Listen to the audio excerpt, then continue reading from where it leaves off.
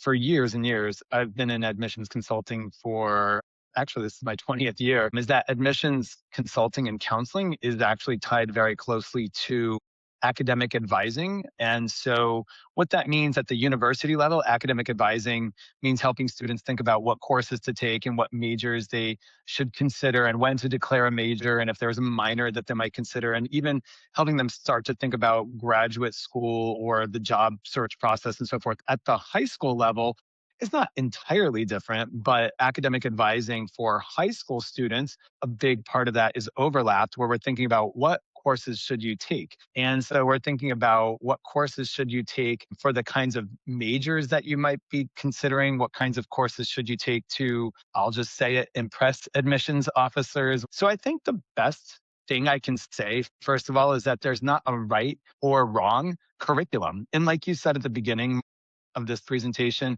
February, sometimes March, that's when most high school students do choose their courses for the next academic year. Some high schools push it into April, although that's pretty late. And yeah, I mean, the universities, or rather the high schools, are helping students just choose courses for the next academic year. But for younger students, especially ninth and 10th graders, we do want them, as you said, to be not just thinking about what am I taking next year, but what am I going to possibly take? What am I possibly taking 2 or even 3 years into the future? Again, there's not a right or wrong curriculum, but it's good and helpful for students to follow sort of this framework if they want to impress admissions officers or to be competitive. So, what is rigor? Rigor is defined in many ways, but typically, taking the most challenging courses that you can handle, that you, the student, can handle in the context of your high school. So some high schools have 25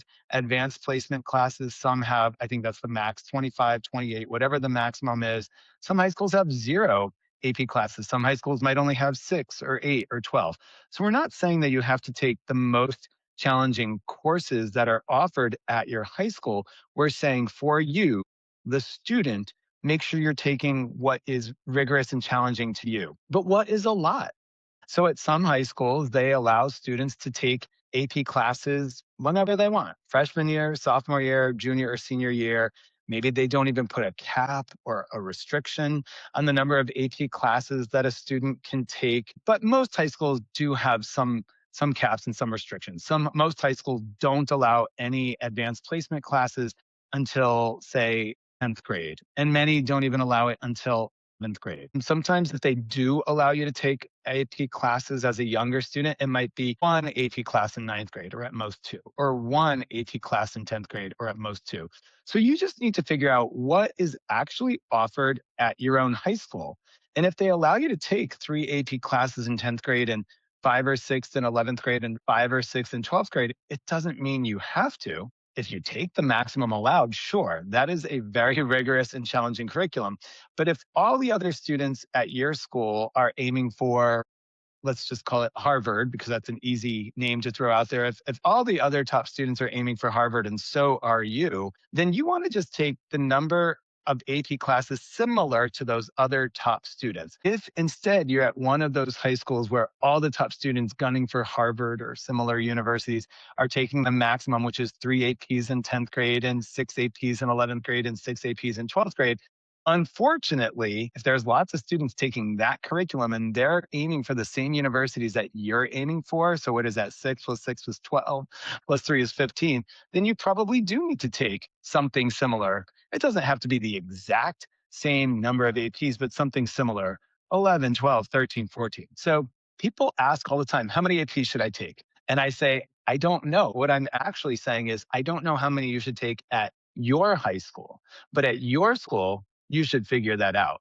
Meaning, what do the top students year after year after year from your high school take and graduate with to be admissible to those top universities? At your high school, maybe all the top students who went to these top universities graduated with 7 or 8 or 9 APs, then you know your number. And the best way to figure that out is talk to older students, talk to parents of older students, talk to your neighbors if they attend your high school, but they're a little bit older.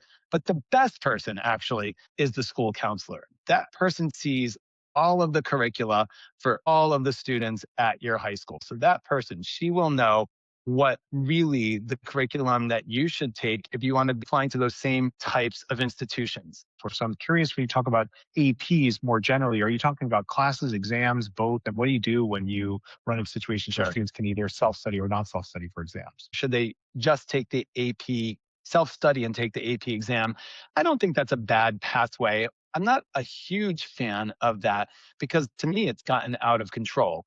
If your high school typically has students graduating with 10 APs, and they're the ones who are most eligible for the Ivy Plus, if you want to call them Ivy Plus institutions. And then you have this neighbor down the street who graduates with also 10 APs, but has self studied for 4 or 5 APs. That's challenging because you, the student who has 10 APs, suddenly it looks a lot lower than your neighbor who graduated with 10 APs plus self studied for 4 or 5 additional. Mhm.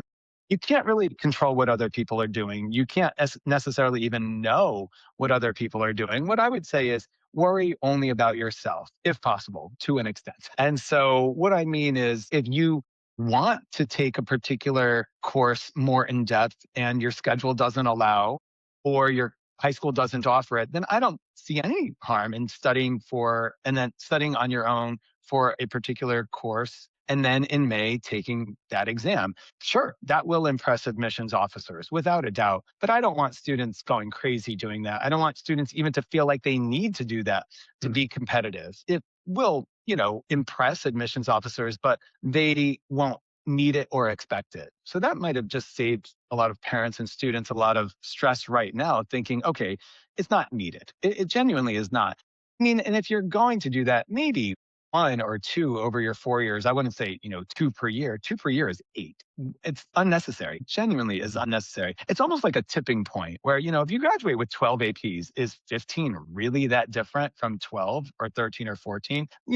I, as an admissions officer, former admissions officer, I was impressed with 12. I'm not so much more impressed or duly more impressed with 13 or 14 or 15. So I want people to think in that term. CP, most high schools these days call it college prep or college placement.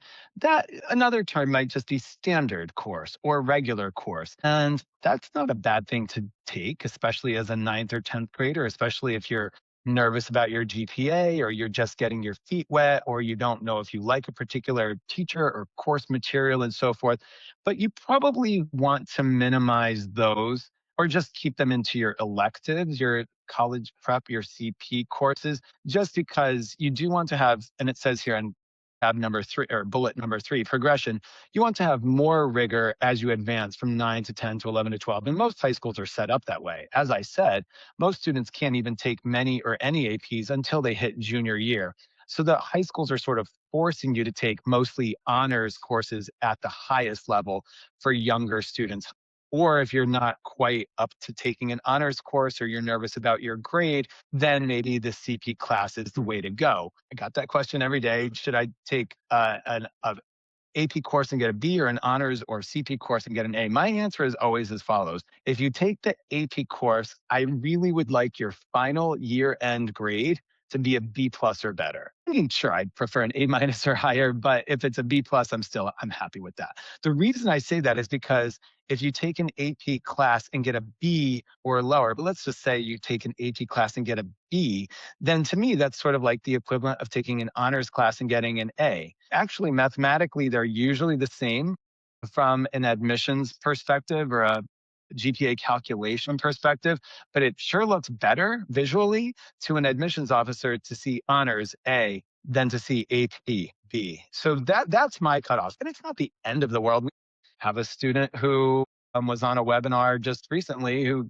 is going to Duke next year and got a B, B minus, and a B plus in some of his AP courses. And I love the fact that he talked about that in the recent webinar. And I love the fact that he got into Duke because we said it's not great, but it's not the end of the world because he had tons of other things going on. It was lots of great, extracurriculars and essays and research and lots of other APs that were A minuses and A's. But the point is, 1 or 2 grades, it's not going to make your transcript invisible, or it's not like a black mark, if you will, Yeah. to the admissions officers. We just want to minimize those types of grades. Every student or parent who's listening to this who's at an AP curriculum high school, the counselors at the school will almost always say the following: if you take an AP course and get a B, it counts as an A. I can almost guarantee that everyone listening to this webinar has heard this before if their child is at an AP school. If you take a AP class and get a B, it counts as an A. That's actually not entirely true. So I actually don't like that phrase, only because mathematically that is true. From the calculation of the GPA perspective, that is accurate. A B in AP chemistry does count as an A in, I don't know, at your high school, if it's honors chemistry or whatever, but that is true. Counseling office wasn't totally inaccurate, but from an admissions perspective, I don't agree with the schools. From an admissions perspective, a B in an AP class, as I mentioned a minute ago, is not the same as getting an A in an honors class. It's not a good look for highly selected universities. Not impossible. Our student got into Duke, but you have to overcome it in a sense. Well, I want to make sure we cover the rest of the bullet points on this. Honors courses, definitely a lot of honors courses if you're aiming for competitive universities for ninth and 10th grade. Not every course has to be an honors course. And then most of the AP courses will be in 11th grade. And if you're in an IB school, International Baccalaureate, if your child is at an IB high school, that is only offered in grades 11 and 12. And you take, I'm probably going to get this wrong, 6 courses. 3 of them are called HP, which is the HL rather, high level, and 3 of them are called SL, standard level. But it's almost like taking 6 APs in 11th grade and 6 APs in 12th grade. It is very prestigious and rigorous and considered, a very impressive curriculum to admissions officers. But most high schools in the U.S. don't offer the IB. There's a growing number over the last decade, definitely. And even the largest high schools these days might offer both an AP and IB curriculum. So we have a lot of conversations with our students of, should I go for the IB curriculum or should I go for the AP curriculum? And what are the advantages, pros, cons? Does it matter? And we can dive into that a little bit in this conversation, but that's not the point of this entire, webinar. It's important, as we've said a couple times, to make sure you get B pluses and above, if possible, if you're taking honors, AP, or IB courses. If you're not, then I do think it might make sense to drop down to a lower level. But we do want students aiming for certain competitive universities or even competitive majors to make sure that they're trying to challenge themselves as best they can. And we don't expect perfection. College admissions officers don't expect perfection.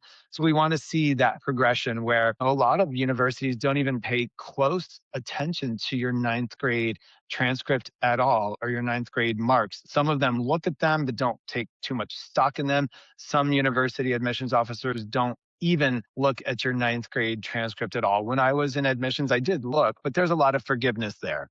So 10th, 11th, and 12th is when we want our students to shine. If possible, I always think 12th, or rather 11th grade is the most important grade because it's your last full year of courses before you submit your applications in November, December, and January of senior year. And people don't even realize how important 12th grade, I have fought with my own family members about this, how important 12th grade courses are, because the universities, maybe they can't quite make a decision and they're quote unquote waiting to see what your senior grades are. Your senior curriculum should be your most challenging and competitive. And if you're doing really well in your senior curriculum, that could tip the scales positively and you could get in.